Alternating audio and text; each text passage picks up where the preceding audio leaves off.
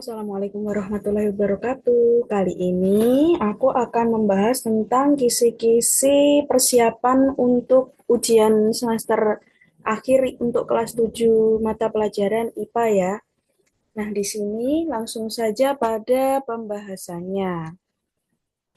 Oke, nomor satu, di kebun binatang belakang rumah terdapat tanaman tomat yang mulai berbunga. Setiap pagi, tanaman itu menghadap ke arah datangnya cahaya matahari.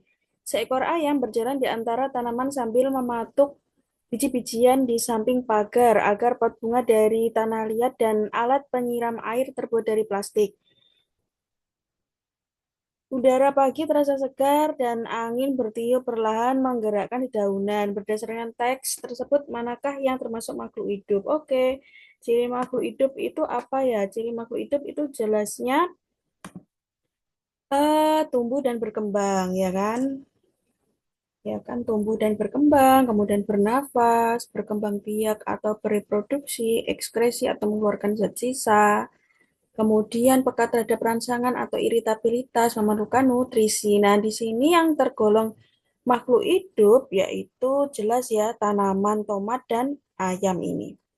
Karena kan tanaman tomat itu merupakan tanaman yang ini tadi menghadap datangnya matahari, berarti kan dia membutuhkan energi untuk fotosintesis, kemudian ayam itu mematuk biji-bijian, jadi juga memerlukan energi. Jadi jawabannya adalah yang B gitu. Oke, sekarang kita masuk yang nomor 2. Oke, ini ada kunci determinasi. Nah, di dalam ini kita disuruh nentuin ya, kunci determinasi dari hewan siput. Nah, oke, sekarang kita akan coba kerjakan. Nah, hewan siput apakah memiliki tulang belakang ataukah tidak memiliki tulang belakang? Nah, seafood itu termasuk hewan yang ini ya guys, tidak memiliki tulang belakang. Jadi aku tulis di sini adalah satu b. Nah, kalau kita udah pilih satu b ini arahnya ke angka 3. Lihat di angka 3. Apakah seafood itu tubuhnya berlunak atau tubuhnya berpoli? Jelas tubuhnya berlunak. Berarti yang dipilih itu adalah 3A. Nah, aku tulis di sini 3A. Nah, 3A di sini ngarah ke angka 4. Kita lihat ke angka 4. Nah, siput itu termasuk memiliki alat gerak kaki di kepala atau alat gerak kaki di perut. Jelas ya, siput itu memiliki alat gerak kaki perut, yaitu kemudian dia termasuk gastropoda. Nah, gastropoda ini merupakan sejenis moluska. Berarti kita pilih tadi adalah 4B. Nah, siput itu termasuk gastropoda. Oke, jadi jawabannya ini 1B, 3A, 4BD ya guys. Oke. Kemudian kita lanjut ke nomor 3. Urutan takson hewan dari tingkat tertinggi ke tingkat terendah menurut R.H. Whittaker yang benar. Oke, jadi untuk mencari suatu takson itu jelas ya guys, dimulai dari kingdom atau kerajaan. Habis kingdom itu adalah filum. Kalau hewan itu filum. Kalau tumbuhan, kalau tumbuhan itu divisio. Divisio atau divisi. Itu ya yang membedakan antara tumbuhan dan hewan. Jadi yang ada jawabannya divisi itu perlu apa nggak usah kita pilih. Nah, kan divisi ini jawabannya B, berarti B jelas salah. Habis kingdom itu jelas filum atau film ya guys. Film. Nah, ini apa ini? Yang C itu genus. Genus itu kan terakhir sendiri. Jadi jawabannya ini salah. Nah, antara A sama D. Kita lihat habis film itu apa? Habis film itu di sini kelas ya. Yang benar itu kelas. Kalau di yang D ini ordo berarti salah ya. Yang D jangan dipilih. Berarti jawaban yang benar itu adalah A gitu ya.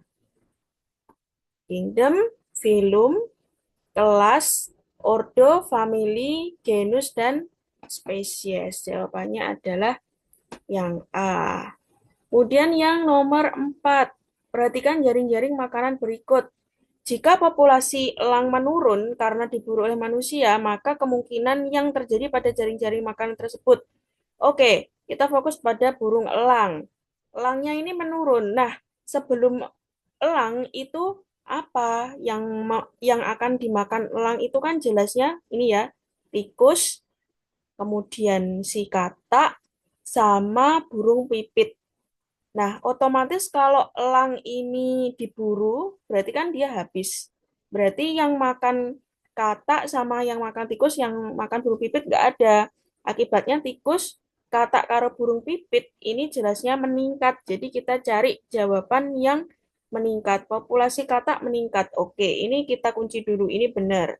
Populasi tikus menurun. Salah, harusnya malah meningkat. Soalnya nggak ada yang makan. Populasi burung pipit meningkat. Oke, ini kita kunci dulu. Populasi ulat. Ulat itu bukan yang dimakan elang, jadi nggak usah kita pilih. Nah, antara A sama yang C. Nah, kita lihat ketika katak meningkat, populasi belalang meningkat. Iyakah? Kalau kataknya meningkat kan otomatis jumlah kataknya banyak, yang makan belalang ini juga banyak, sehingga belalangnya ini harusnya menurun. Nah, ini meningkat. Jadi yang A jelas salah. Berarti jelas jawabannya adalah yang C. Burung pipit meningkat dan ulat menurun karena burung pipitnya ini makan ulat sehingga ulatnya cepat habis. Itu ya jawabannya adalah C. Tuh. Kita lanjut nomor 5. Nah, ini disajikan simbiosis, disuruh cari simbiosis komensalisme. Apa sih simbiosis komensalisme? Simbiosis komensalisme itu satu diuntungkan ya, diuntungkan, satu dan satunya lagi netral. Netral itu artinya dia tidak diuntungkan atau dia tidak dirugikan. Nah, kalau kita lihat gambar di sini, yang nomor satu ini apakah komensalisme? Tidak. Yang nomor satu ini kupu-kupu dengan bunga, berarti dia simbiosis mutualisme. Kupu-kupu ini memperoleh nektar, kemudian kupu-kupu ini naruh di bunga bisa mengalami penyerbukan, jadi saling menguntungkan atau disebut sebagai simbiosis mutualis. Nah, ini mutualisme. Kita lihat yang nomor 2, ikan hiu sama ikan lain ya. Nah, ini termasuk simbiosis komensalisme karena ikan ini bisa berlindung di dalamnya ikan hiu, tapi si hiu ini juga tidak diuntungkan atau tidak dirugikan. Jadi jelas jawabannya adalah C. Kenapa yang tiga salah? Yang tiga salah ini termasuk parasitisme karena nyamuk itu menghisap darah sehingga nyamuk itu merasa diuntungkan karena memperoleh darah, tapi manusia yang digigit atau makhluk hidup yang digigit itu merasa sakit, berarti merasa dirugikan. Ini parasit ya, parasit.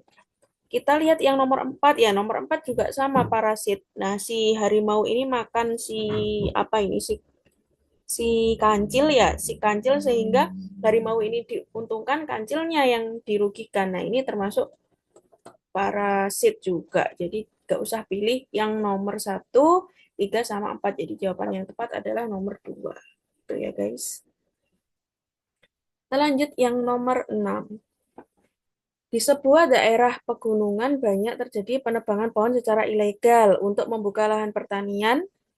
Selain itu, sampah plastik banyak ditemukan berserakan di sungai yang mengalir ke permukiman warga. Kegiatan manusia yang menyebabkan kerusakan lingkungan. Oke, kalau ada kegiatan yang rusak, berarti kita pilih jawaban yang buruk ya, yang jelek.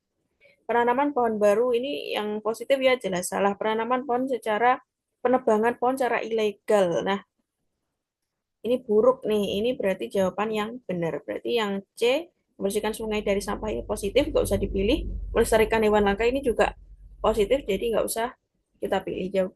Jadi jawaban yang tepat adalah yang B.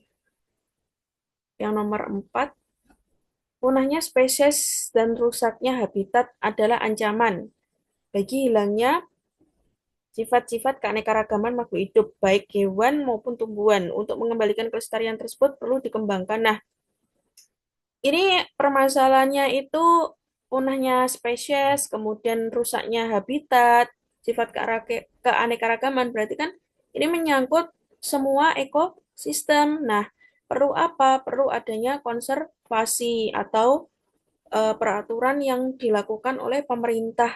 Nah, jadi jawabannya adalah yang D. Itu ya, guys. Itu dulu. Nanti selanjutnya kita lanjut ke part 2.